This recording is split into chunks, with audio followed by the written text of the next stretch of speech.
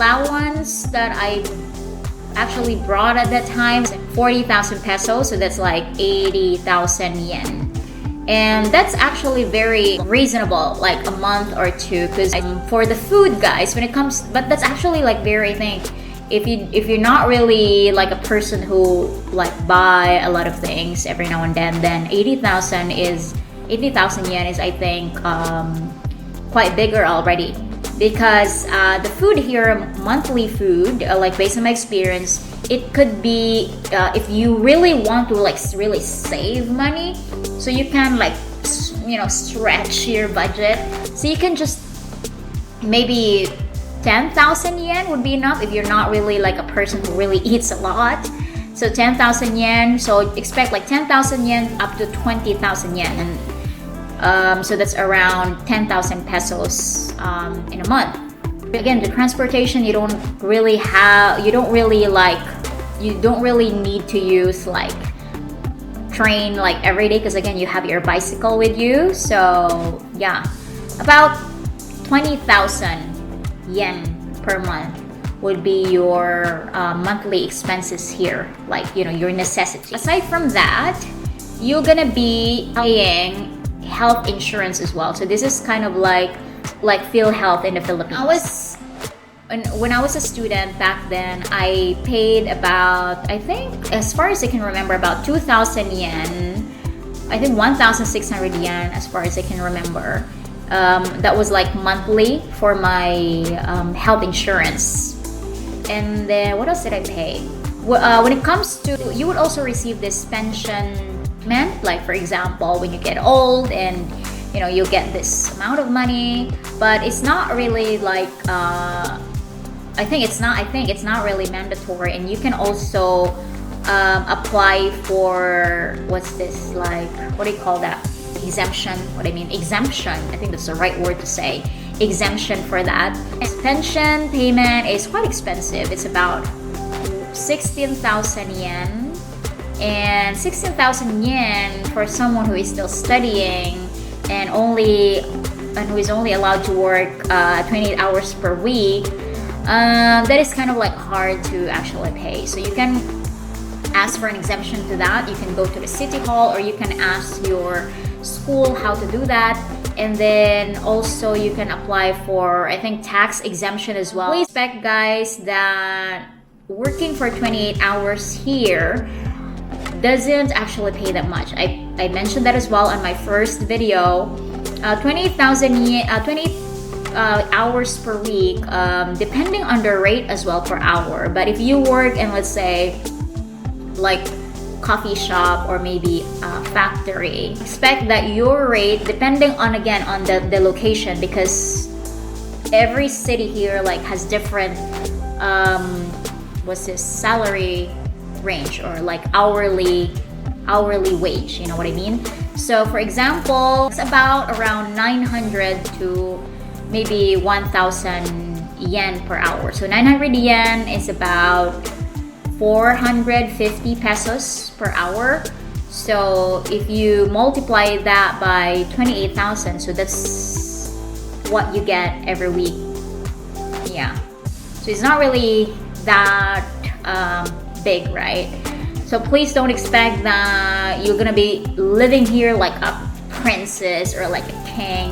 No, it's gonna be really, really tough, like studying while working. After 6 months, you have to pay your tuition fee every month. But then again, this depends on the school, because some schools, they would ask you to pay like every after 3 months or every after 6 months. But in my case, I had to pay every month, so which is actually very nice, because it's not too it's not always actually the same, right? But at least it's not really like like a one-time payment, like a one-time big time payment. And when it comes to managing your money, it's quite easier, you know what I mean?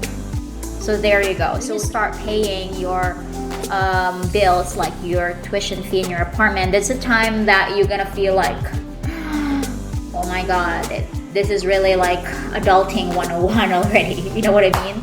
Like you're gonna have to pay like this amount of money. So you would surely learn how to really stretch your budget, because maybe some of you might have to pay some debts, maybe because coming here in Japan is kind of like costly. So maybe some of you borrowed some money and you had to pay it after you come here in Japan. So yeah, so that's why, guys, don't expect that it's gonna be very easy.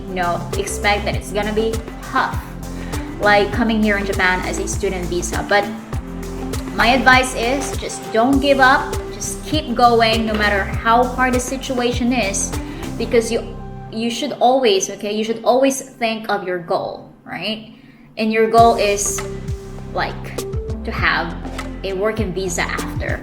And that student visa is gonna be your way to that dream, which is having a working visa right after. So you just keep your focus, okay?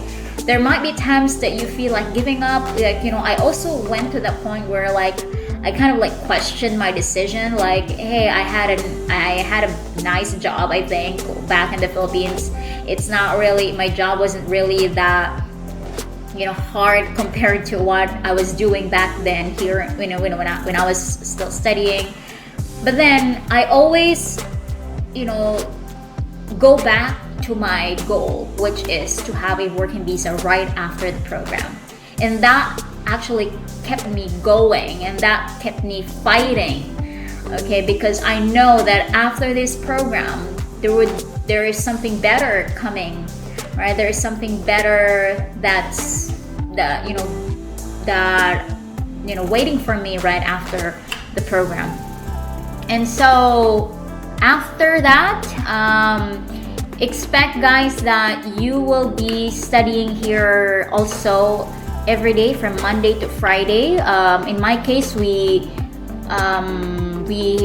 have 3-hour lesson every day, Monday to Friday. I was in the afternoon class, so my class starts at 1 and it ends at 4. Yeah, 4. I think that was 4 or 4:30.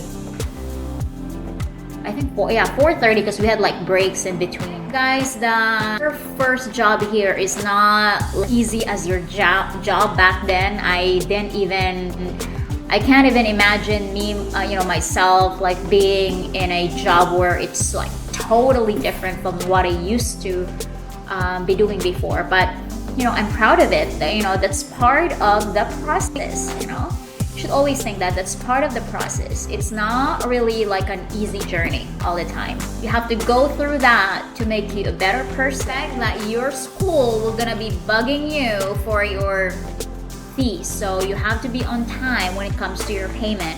If in case you cannot pay your tuition fee, expect that if you cannot pay, expect that your school might be asking you to go back to your home country if you can no longer pay.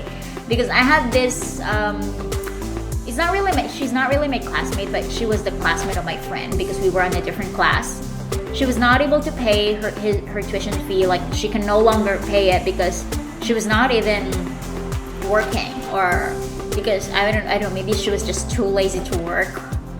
And yeah, since she could no longer pay the tuition fee and the apartment, she was sent home back to her home country, right? So that's why it's very important that you have to work so that you'll be able to pay your tuition fee and other bills. Because again, of course, in the school side, that's still a business, right? After a year or maybe a year and a half, depending again on your program, you'll finally graduate from your Japanese school. And then expect, guys, that is not really a guarantee that you will have a job right after the graduation, okay? Because it's still gonna be up to you how good you are at looking for a company that would sponsor you for a working visa. Based on my experience, it would be much better if you start looking for a job at least 6 months before you graduate. Okay, it's kind of your allowance, because after you graduate, before you graduate, maybe I think a month or 2 before you graduate, your school will gonna start asking you what's your plan after graduation. Because if you don't have any plan, it you would have to go back home to your home country, right? And that's gonna be like a waste of money, like bye-bye. Please try to look for a company that would help you with your working visa 6 months before. After graduation, like maybe, although you would still have like maybe a few months left for your visa to expire, but if you don't have any plans, like you don't have any, let's say, relative to stay here, your school will gonna ask you to go back home to your home country. So yeah, I really hope guys that this video helped you. If you have any questions, please comment down below and I would be very much happy to answer those questions. Thank you very much guys for watching. Please don't forget to subscribe and see you on my next vlog. Goodbye!